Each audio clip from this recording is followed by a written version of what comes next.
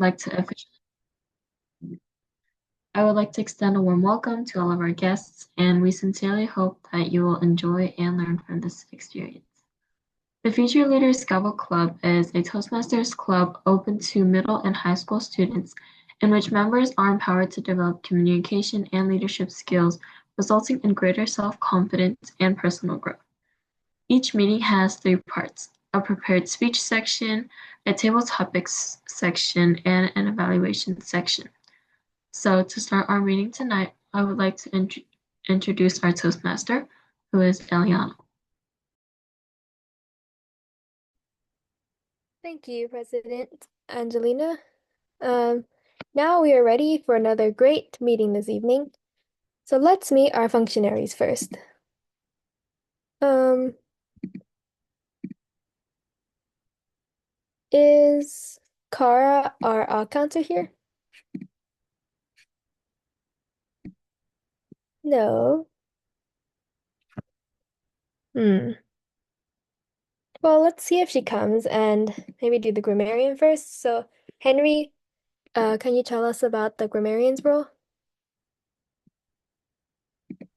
As a grammarian, my job is to make sure people are using word of the day and find any places where a speaker could have used a clearer or grammatically correct alternative.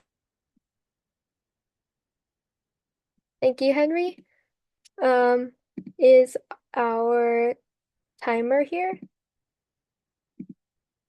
No. Hmm. Well, maybe we'll do the general evaluator. So, Howard, will you please tell us about the general evaluator's role? Yes, thank you. I'm recovering from a cold, so please do not mind if I start coughing a bit. So, as the general evaluator, I will manage the evaluation portion of the meeting by calling for speech evaluators and the reports, such as the reports from the all-counter, grammarian, and timer. Finally, I will provide an evaluation for the meeting as a whole. Thank you. Thank you, Howard. It seems like Kara and Selena are still not here. Mm, maybe Sarang, would you like to try the all counter or timer role?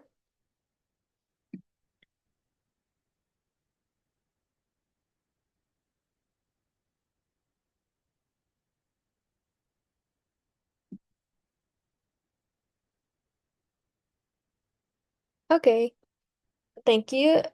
Um, if you have the document up, you can say your introduction. Wait. If you need me to send it to you, I'll find it real quick.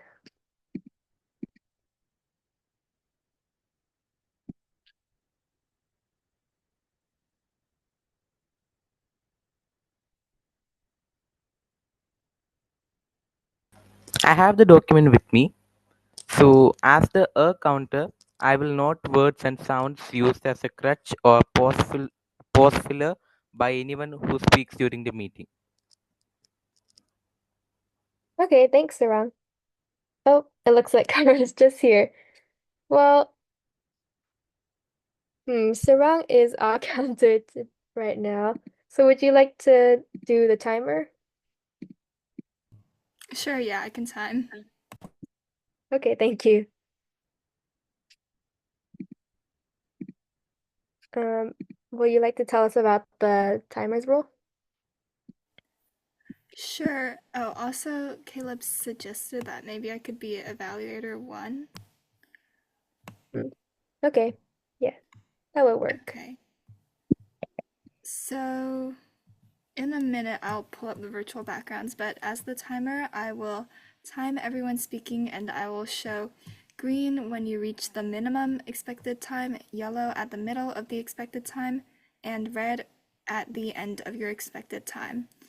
And as a reminder, speeches should be 4 to 6 minutes for the icebreaker and 5 to 7 minutes for other speeches, and table topics should each be 1 to 2 minutes, and evaluations should be 2 to 3 minutes. Thank you. Back to you, Eliana. Thank you. So that should be everyone. Now we will be moving on to our speaking portion of the meeting, and our first speaker is Kayla with her icebreaker speech. So please help me welcome Kayla.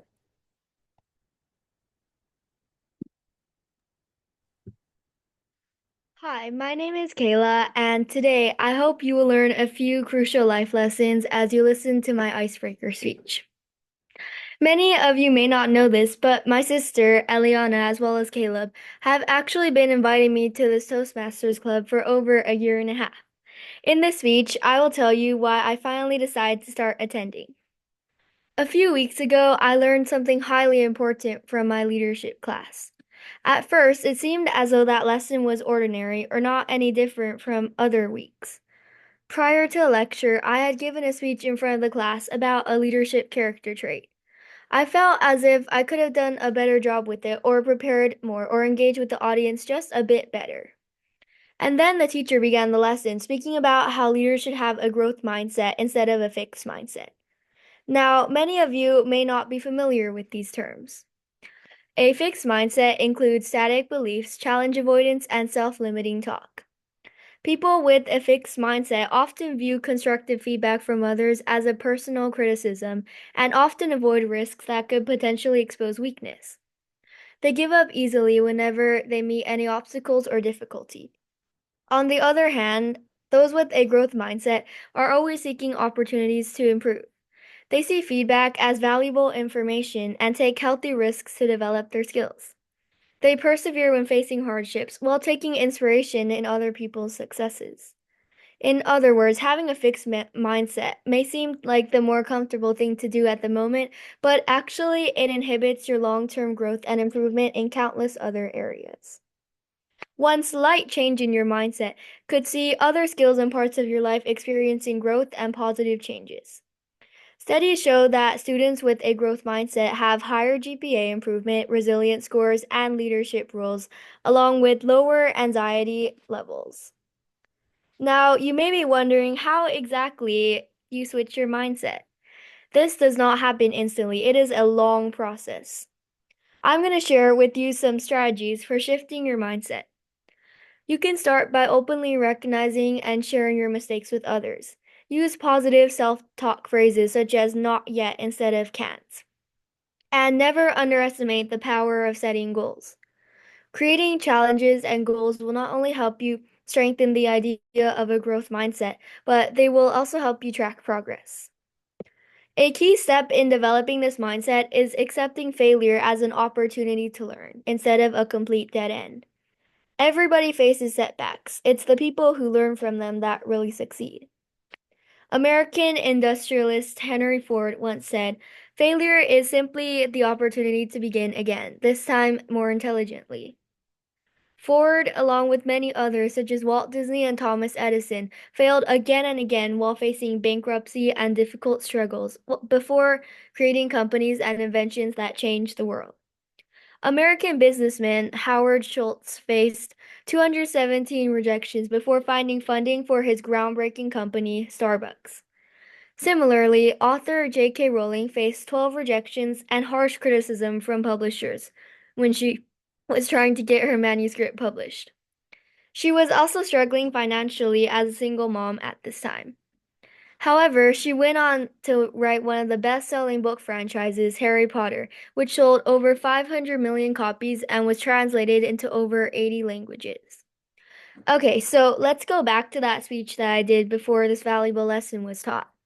I already knew I wanted to improve my public speaking skills, and suddenly I knew exactly how. As I was sitting there listening to the lecture, I realized I was having a fixed mindset about my own public speaking.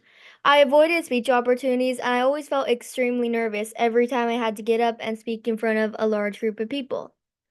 I wasn't taking any risks or seeking any opportunity to grow in this area, so of course I wasn't improving. I've decided to join Toastmasters, and I hope I will enhance my public speaking skills even more. Therefore, I want to challenge you to develop a growth mindset and to not be afraid of failure.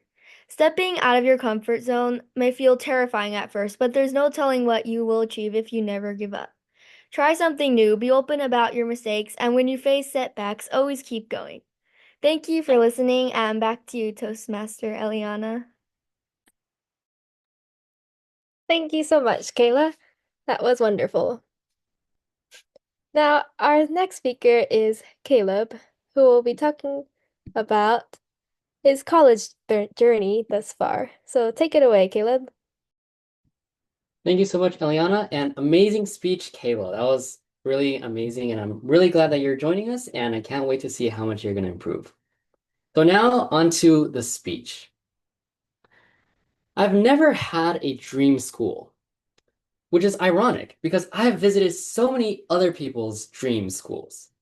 I've walked through the campuses of Harvard University, MIT, the University of Chicago, and Georgetown University.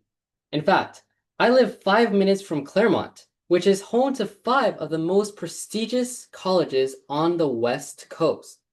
My youth orchestra performs at Pomona College twice a year, and every summer I attend a cello camp there.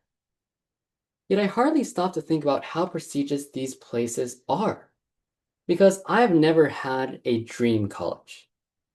Now, if you go to the cafeteria at Pomona College and eat there, you will understand very quickly why the tuition is about $90,000 a year. The food is absolutely amazing. So yes, I have been to plenty of dream schools, just none of my own.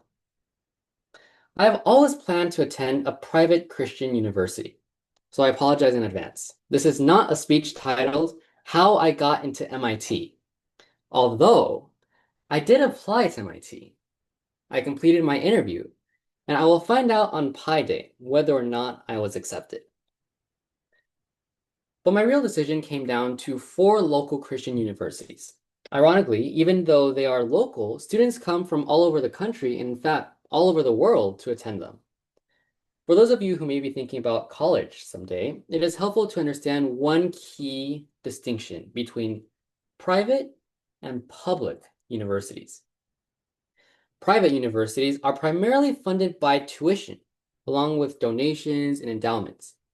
Public universities, on the other hand, such as California's UC schools, receive significant funding from the state, which helps keep the tuition lower for students. But the difference is not just financial. Students who choose private schools are often intentionally paying more for a certain type of educational environment. Private institutions tend to attract students who are highly motivated, academically driven, and in many cases from higher income backgrounds. What surprised me most throughout this process is how generous private schools can be with institutional scholarships. Every school that I applied to offered me substantial merit scholarships for a high GPA, and in some cases, strong SAT scores. Tuition at these schools ranged from $43,000 to $56,000 per year. Yet with academic scholarships, that cost could be cut nearly in half, over $20,000 per year in some cases, just for maintaining strong grades. Many of these universities also offer presidential or trustee scholarships, which are full tuition awards given to 5 or 10 students per incoming class. These require additional essays, interviews, and letters of recommendation. One scholarship required a 1500 SAT score, but they allowed me to apply with a 1470. So far, I've been awarded one official full tuition scholarship. However, we all have unique talents, and one of my talents is music. So in addition to the academic scholarships I've already received, I have also been awarded significant institutional music scholarships that are stackable with the academic scholarships I've received. And in some cases, those additional scholarships have been able to give me pretty much a full ride to actually 3 universities. So if you play music and your parents ask, "Did you practice today?" You're going to say, "Yes, because I want to get a scholarship one day." However, I realized that getting scholarships is not the hardest part of the college journey. The hardest part is deciding where you're going to go. How do you make the right decision that's for you? For me, it required a lot of boots on the ground work. I took multiple campus tours. I scheduled meetings with counselors. And if you are a musician like me, you can ask to sit in with the university's orchestra. I was able to sit in with 3 different universities' orchestras, and I was actually invited to play 2 concerts with 2 different universities. These experiences gave me real insight, not just brochures and marketing emails. I also made a point to connect and exchange contact information with current students. For example, at one university, I scheduled a Zoom call with a student who spoke very honestly about her experience. That conversation ultimately helped me decide not to attend that school. I also recommend you visit campuses on regular days, not just preview days. Preview days are polished. They are a curated experience. But a random Tuesday in October tells you a lot more about the real culture. You often instinctively know whether or not you will fit. For me, one campus felt very socially driven and activity oriented. It was lively and energetic. But that is not really my personality. I'm more focused on academics than campus life. At another university, I met directly with the department heads of 2 majors I was considering. The college arranged those meetings for me. And after those conversations, and after asking some very specific questions about the university and the major's expectations, I ruled out both the major and the university. Sometimes clarity can come from asking the right questions. Now, when acceptance letters start coming in, most people follow a predictable script. Wow, I got into the most prestigious school on my list. That is where I'm going. Prestige wins. But in my experience, your college choice should not simply be the most prestigious or the best option. It should be the most logical option. That almost sounds contradictory. Wouldn't the best school also be the most logical choice? Not always. I'm a strong believer that staying connected to your network and community is highly important. Opportunities often come not just from what you know, but from who you know. For that reason, going away to college for 4 years far from home simply would not be a logical choice for me. I also want time to grow my business, which I am very passionate about. The best school on the paper would not have allowed me the flexibility to pursue that. The schedule, the expectations, and the culture would have made that very difficult. So I had to choose between the best school and the most logical school. Here's what I've learned throughout this entire journey. Your undergraduate degree is probably not the final chapter of your education. For many of us, it is a foundation for what comes next. Maybe it's graduate school, professional work, or opportunities we may not even see yet. So the question is not, what's the most impressive name I can put on a sweatshirt? The question is, where will I thrive? Where will I grow? And where can I build the life I actually want? I never had a dream school, but I realized something more important. A dream school is often about reputation, but I found that for me, the right school is about alignment. And maybe this may be true for you as well. Alignment with your goals, alignment with your values, and alignment with your future. And when you choose based on direction instead of just prestige, you're not simply choosing a college. You're choosing the foundation for the life that you want to build. And for me, that foundation was not the most famous name. It was just the most logical choice.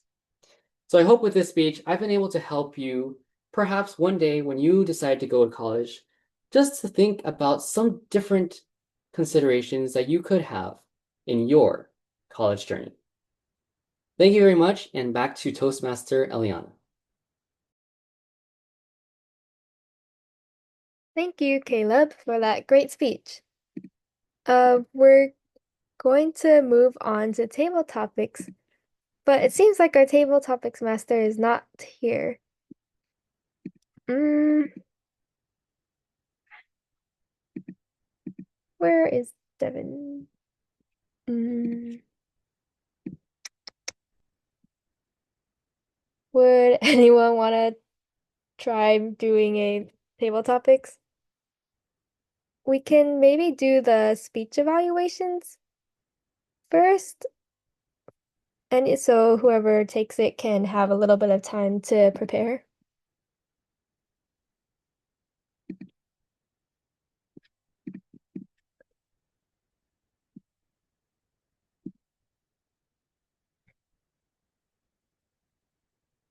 Or we can just do the speech evaluations and hope Devin comes. Yeah, let's try that first. So, speech one evaluator, Kara, are you ready to give your evaluation?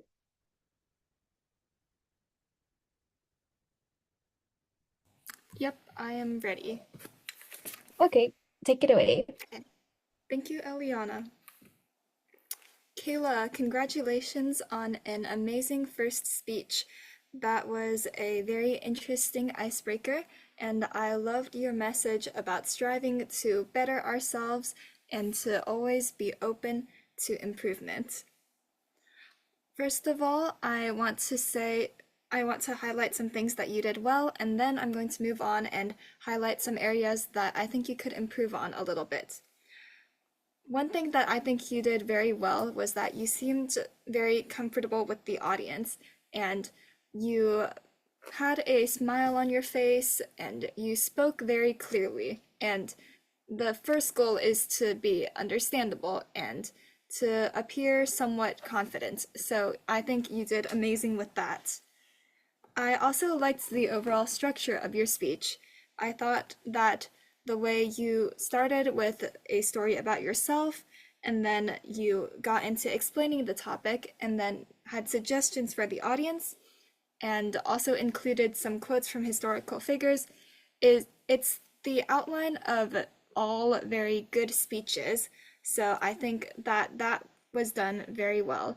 And I really look forward to speeches you give in the future about more different topics.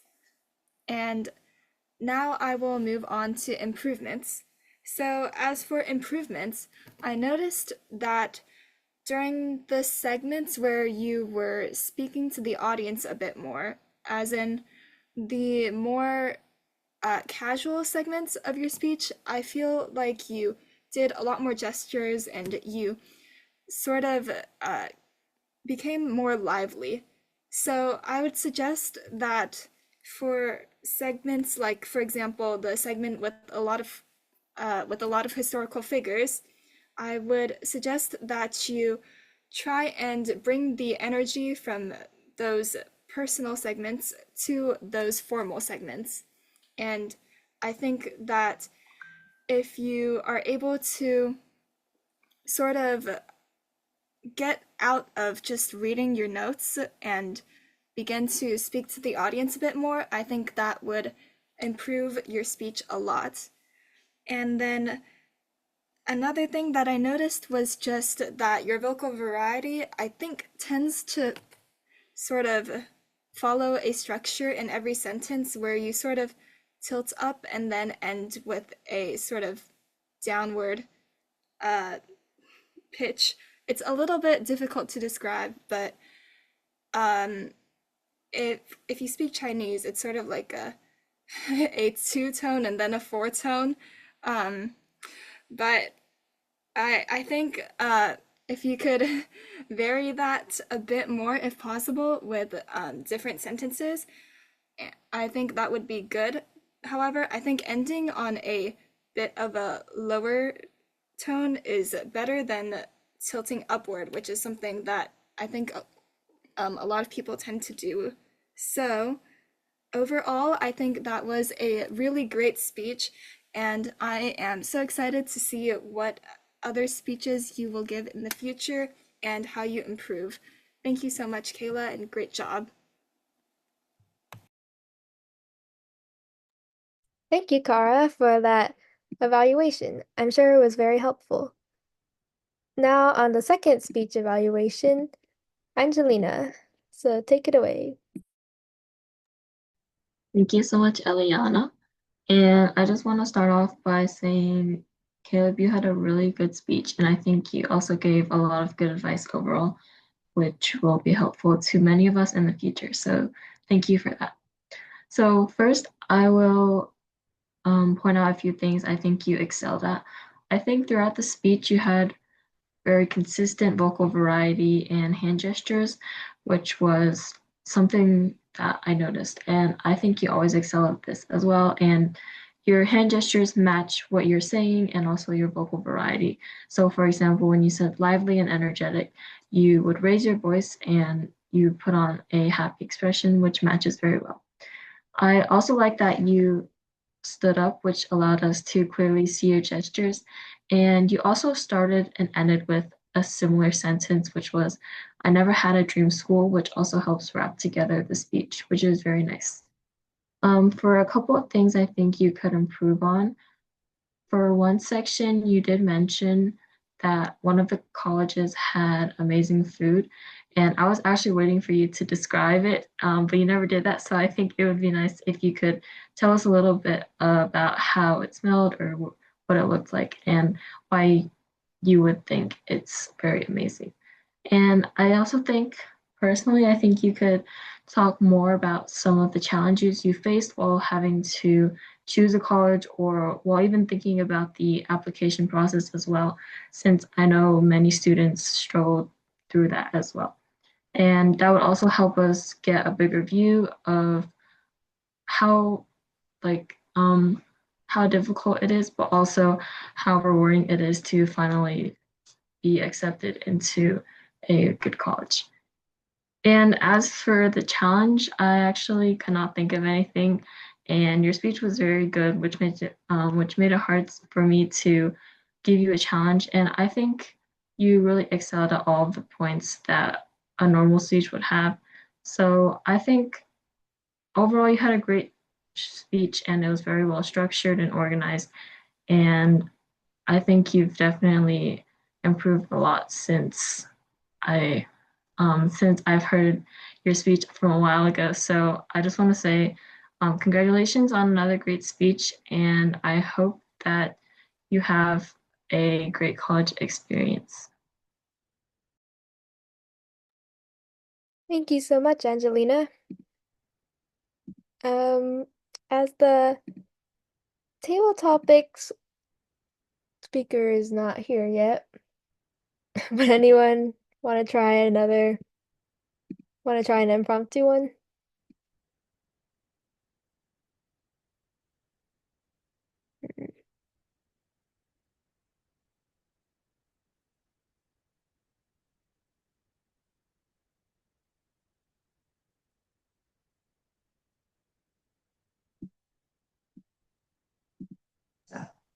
All right. I have some table topics now. Oh, okay. Thank you, Henry. Hmm. Okay, so my first table topic will be if your life were a movie, what would it be called? And this one goes to Kara.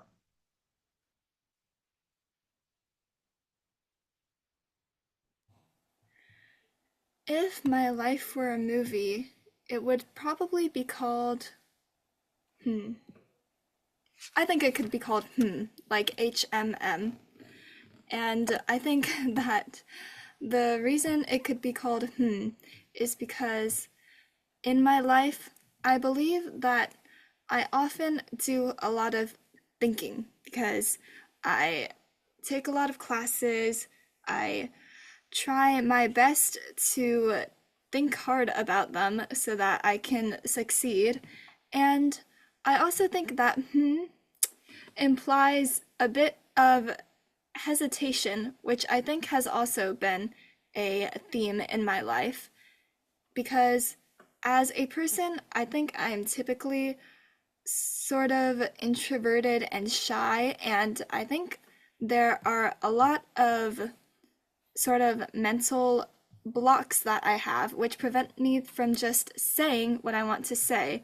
So I often will hesitate and say something like, So I believe that the word sums up my life and personal struggles fairly well, but I think that this movie would hopefully be a success story, and in the end, I would probably be able to have some sort of a socceroo where I give a super good impromptu speech in front of a big crowd or something of the sort, and I am able to speak more freely.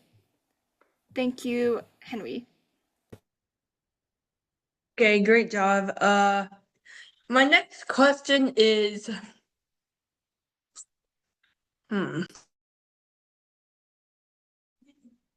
animals could talk, which one would be the nicest?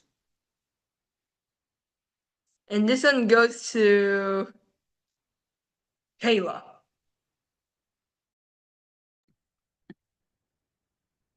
If animals could talk, I believe that a dolphin would be the nicest animal. This is because dolphins seem like very calm, not aggressive, and just playful animals. And I feel like they would be nice to talk to instead of some other animals who always seem grumpy or really aggressive. So I believe dolphins would be really nice to talk to, and they would always play with you. They would want to hang out. They would do anything you tell them to do. And yeah, they always seem so playful and yeah, nice. Thank you. And back to you, Henry. Great job. My next table topics question is, okay.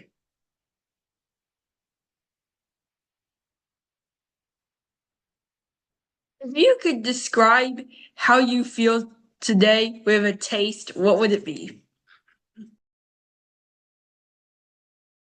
This question goes to Howard. Thank you. Can you please repeat the question one more time? That would be great. Okay, if how you're feeling today was a taste, what would it be? Oh, if I was what I was feeling today, it would be a taste. So, as y'all might know, I have a pretty serious cold right now. I coughed a bit on cam. So, as you may know, getting a cold is no fun thing. I was coughing probably for half the time I've been awake, and coughing for half the time I was not awake, which probably meant that if my feelings or the current state of which I am is a taste, it would not taste pleasant. In fact, tasting me will probably make you spend half the time that you're awake coughing.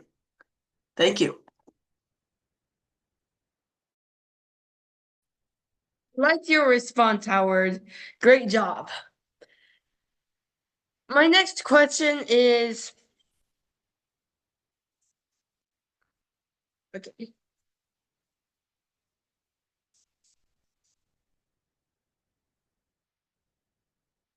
My next question is, if you could pick any superpower for the next and keep it for the next week, which one would it be? This question goes to Angelina. Thank you, Henry, for the question. So I think the superpower is a really common one, but I genuinely think it's very useful, and I would choose teleportation. So I would choose teleportation mainly because it just saves a lot of time, and high school time is crucial because every second matters. And I feel like teleportation would just allow me to get from one place to another quickly and easily without having to use that much energy. And it would just also allow me to save a lot of my energy for class and homework instead of having to spend it on time and traveling home. So I think teleportation would be the most useful superpower to have, although it might not be the most interesting superpower to have. But teleportation would really help me. And also, if I could have it for a week, that's a really long time. And I think it would greatly increase the amount of sleep I get. So that's also another benefit of teleportation. Overall, I would want to be able to teleport for the rest of my life. But if I could do it for just a week, I would definitely choose teleportation since to me it's the most logical and useful superpower to have. So thank you, and back to you, Henry.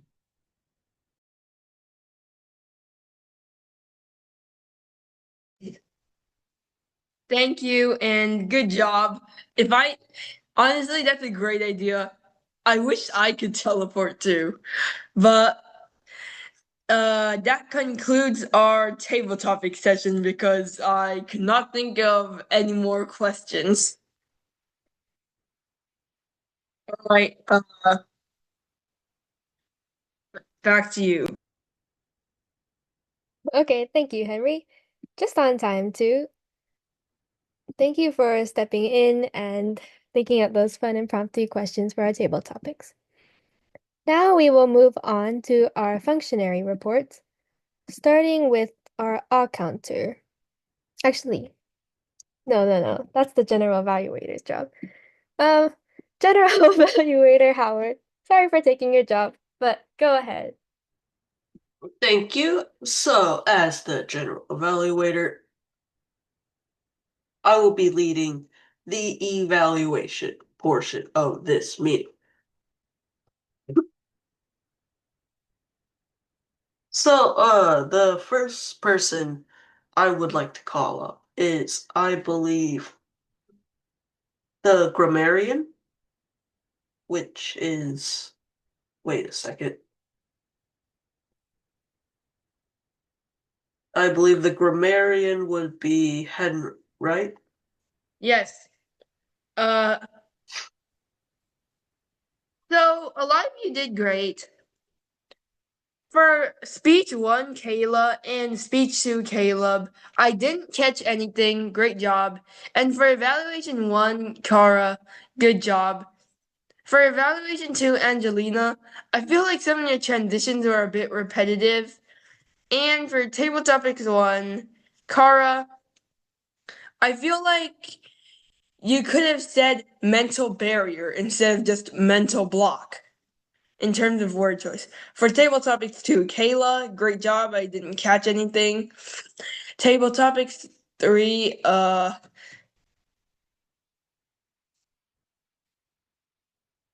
Howard, I feel like you could use a few more transitions.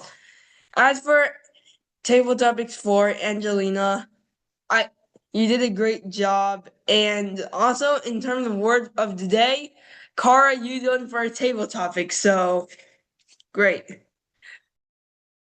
And back to you, general evaluator. Thank you, Henry. And the next person I would like to call on would be the all counter for the meeting, which would be Sorry. Thank you, Howard. So throughout this meeting, I couldn't hear any ers, ums, excessive pauses or repeats, or any inappropriate interjections. Over to you, Howard.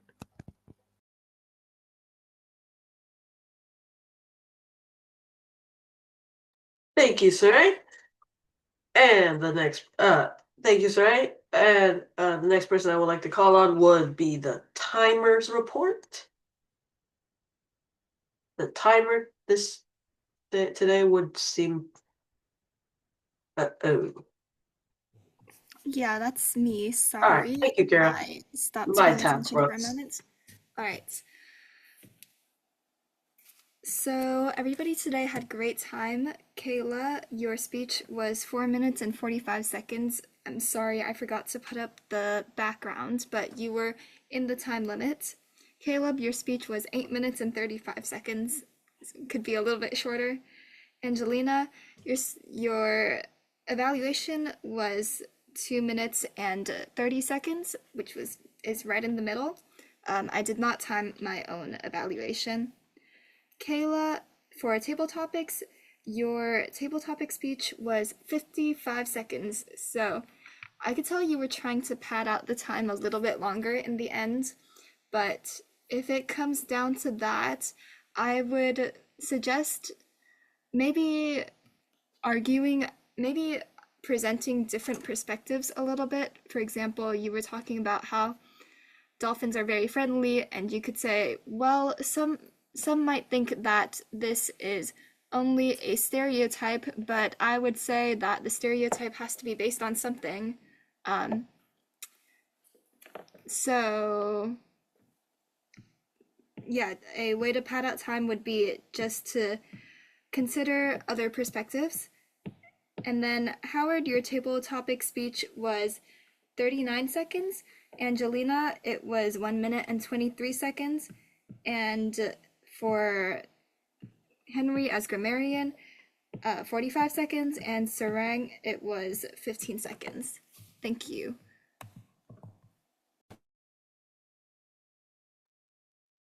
Thank you, Kara. And for the, I believe that I have called on everyone. So I will be giving my own little evaluation of today's meeting. But first, I just want to check, have I called on everyone? I'll take that as a yes. Now, I think today's meeting was extremely successful. We had a really nice speech, both from Kayla and from Caleb. And with really informative topics such as leadership and colleges. Though I'm not particularly pretty excited about college, that's a problem for future me. We also had a really informative and fun table topic session with Henry. My apologies. As well as really good evaluations from both Kara and Angelina. And finally, a accurate timers report from Kara. So thank you.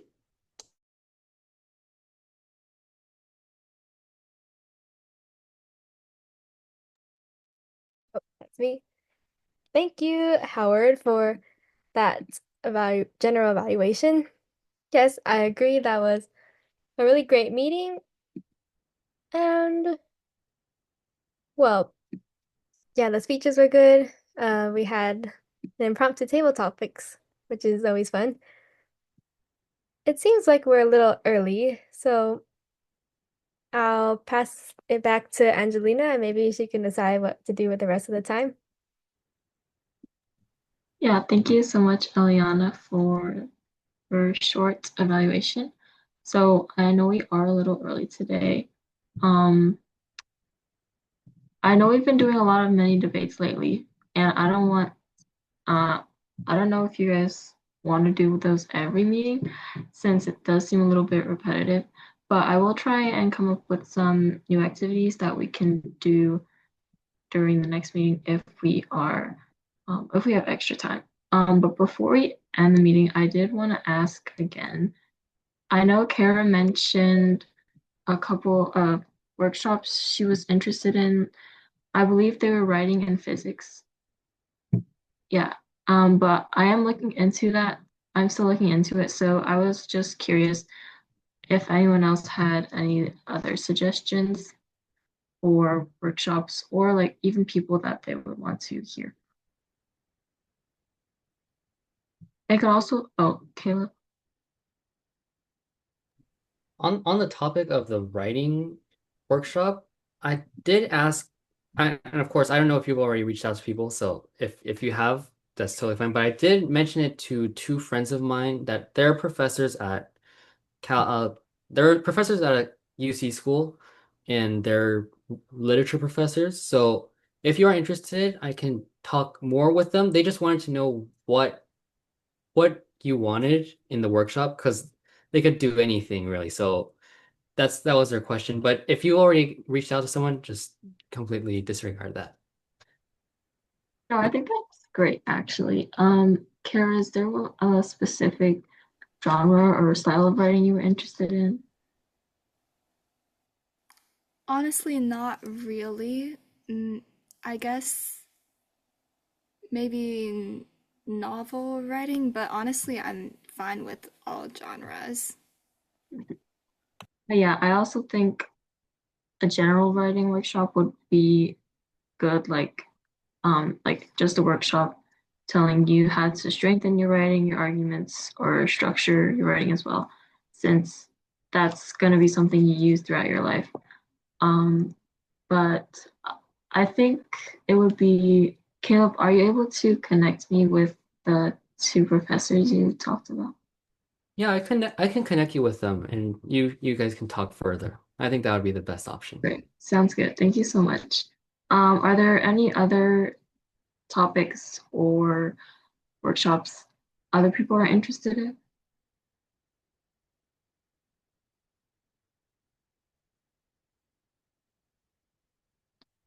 Okay, if not, we still have around 10 minutes left. Um, is anyone interested in doing a mini debate? Because we definitely can. I just don't know if you guys want to do one every meeting since I don't want it to seem too repetitive. Well, I have a game idea, but yeah, it might take a long time to explain. I think you can try explaining, and if we don't have time this meeting, we can always do it in a future meeting. Okay, so it's called I Couldn't Disagree More. So there's an order, and then one person says a statement. The next person says I couldn't disagree more, and then says why they disagree. And yeah, they always have to disagree, even if it's true or anything. But and then after they give their speech, they say another statement, and the next person says, yeah, I couldn't disagree more, and then says why they disagree. So like that's Okay, basically. yeah, that sounds interesting. Um, I don't know. how would it start though? Like, can you give an example? I would say like cats are better than dogs, and then the next Okay, say like Kayla's the next person, and then she says, I couldn't disagree more. Dogs are better than cats because yeah, okay. Yeah, I like Caleb. How long are the responses? anything like one 30 seconds, 1 minute. Henry, did you raise your hand? Yeah, Did you want to say something? I just want to participate, that's all. Oh, I see. Okay. Um, well, I mean, we definitely could do a couple rounds of that game if anyone is interested. I think it would be interesting since it is the first time we've tried it as well. So, are we all okay with trying out Eliana's proposal? I say we do it. I think it would be good to have some kind of time limit. That way we all have a standard. 1 Yeah, minute? I think table topics time standard 1 to 2 minutes would be suitable. Okay, and since Eliana, you gave us the idea, so do you want to start? Okay. Mm,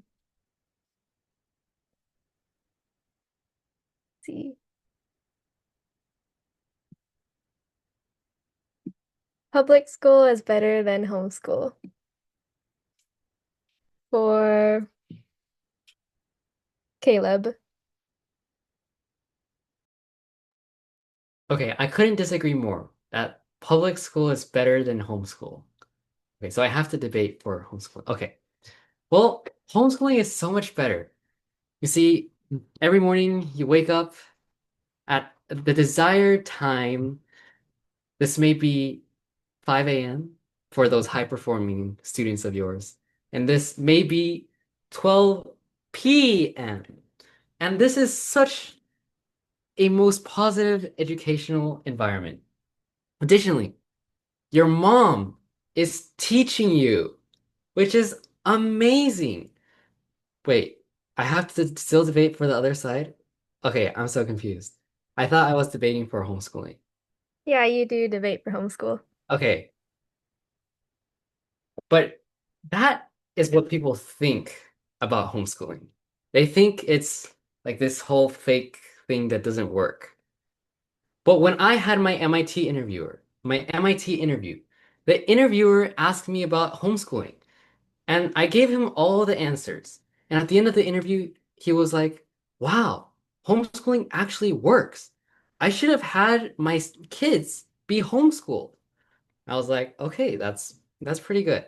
So homeschooling is better than public school, I suppose, because you're just able to focus more on your interests and whatever those interests may be, and you are simply able to have more flexibility in your life.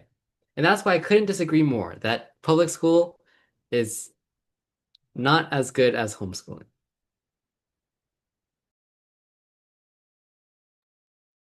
And then you say a statement and choose who disagrees.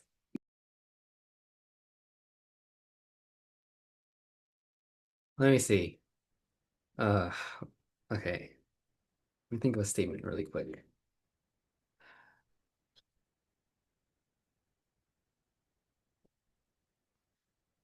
Using being on your phone too much is bad for you. Who couldn't disagree more with that? Oh, I have to choose someone. Hold on. Kara. I couldn't disagree more. Being on your phone is actually incredibly good for you because where else are you going to be able to get that cultural connection that lets you befriend people more easily? Imagine this, you walk into class and everybody is talking about the Super Bowl halftime show, and you think to yourself, uh, I watched the halftime show. It was a good show, but you don't know anything about the discourse surrounding the halftime show. And when everybody else starts to talk about that, you are left out. So, this is the reason why phones are essential to being able to connect to people on an entry level. And you might think, I don't need that. I can connect to people by talking about things that are happening in my life and things that are happening in their lives. But how easy is that? It's a much more reliable strategy to make friends if you are able to talk to them about a topic that you know that other people will most likely know about.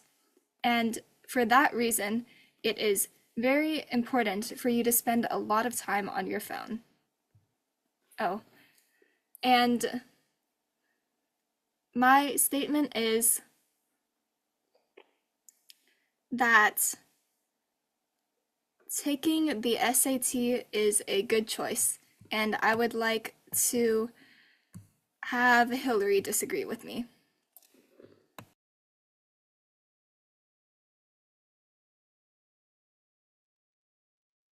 I couldn't disagree more that the SAT is a good choice. Let's think about the SATs. What are they for? They're for college. But of course, there are other ways of getting into college without an SAT.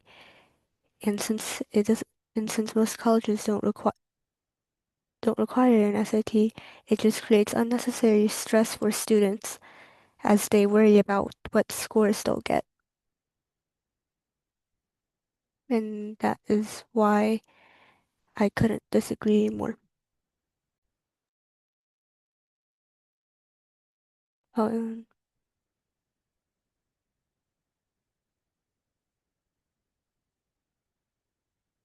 I believe that diamonds are overrated for jewelry, and my statement will go to Kayla.